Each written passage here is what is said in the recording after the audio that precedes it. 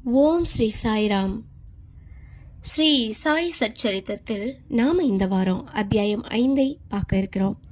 சாந்த் பாடிலின் கல்யாண கோஷ்டியுடன் பாபாவின் வருகை, வரவேற்கப்பட்டு சாயி என அழைக்கப்படுதல், மற்ற ஞானிகளுடன் தொடர்பு, அவருடைய உடையும் அன்றாட நிகழ்ச்சிகளும் நியதிகளும், பாதுகைகளின் கதை, மொஹித்தினுடன் மல்யுத்த பயிற்சியும் வாழ்க்கையில் மாற்றமும், தண்ணீரால் விளக்கரித்தல், போலி குரு ஜவஹர் அலி.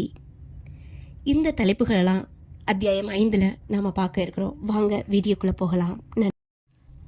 சாந்த் பாடிலின் கல்யாண கோஷ்டியுடன் பாபா திரும்புதல்.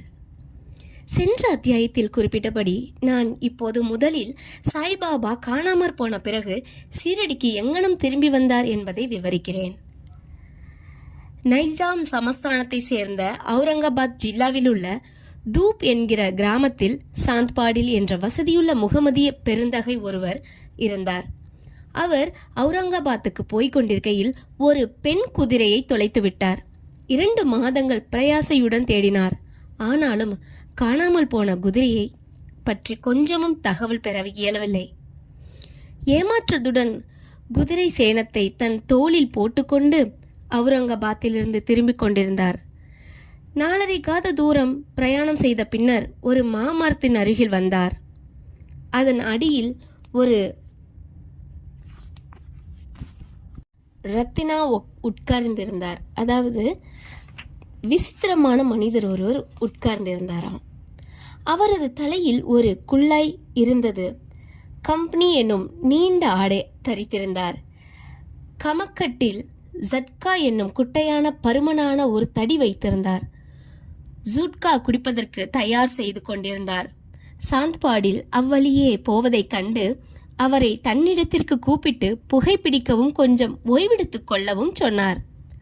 அவ்விசித்திர மனிதர் அல்லது பக்கிரி குதிரை சேணத்தை பற்றி வினவினார்.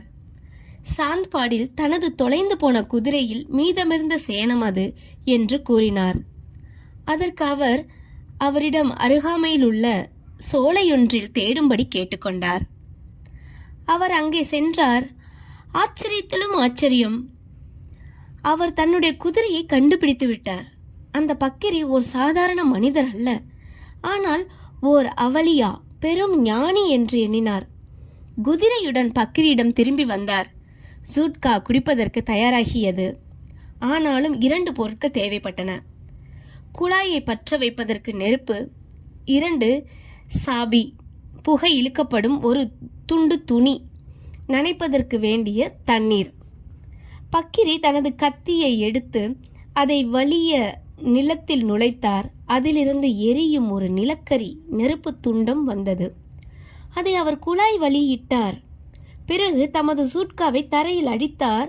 அவ்விடத்திலிருந்து நீர் கசிய தொடங்கியது. சாபி நனைக்கப்பட்டது.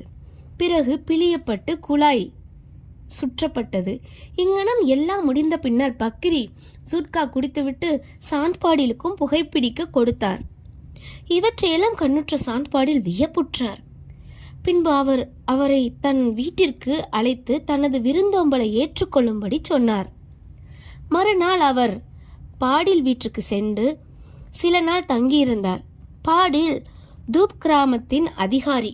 அவருடைய மனைவியின் சகோதரரது புதல்வன் கல்யாணம் செய்யப்படவிருந்தான். சீரடியிலிருந்து மணப்பெண் தேர்ந்தெடுக்கப்பட்டிருந்தாள். எனவே சீரடிக்கு புறப்படுவதற்கு பாடில் ஆயத்தங்கள் எல்லாம் செய்ய துவங்கினார். பக்கிரியும் கல்யாண கோஷ்டியுடன் கூட வந்தார். கல்யாணமும் எவ்வித சிரமமும் இன்றி முடிவடைந்து கோஷ்டியும் தூப்பிற்கு திரும்பியது. ஆனால் பக்கிரி மாத்திரம் சீரடியிலேயே இருந்தார். பின்னர் அங்கேயே எப்போதும் இருந்தார்.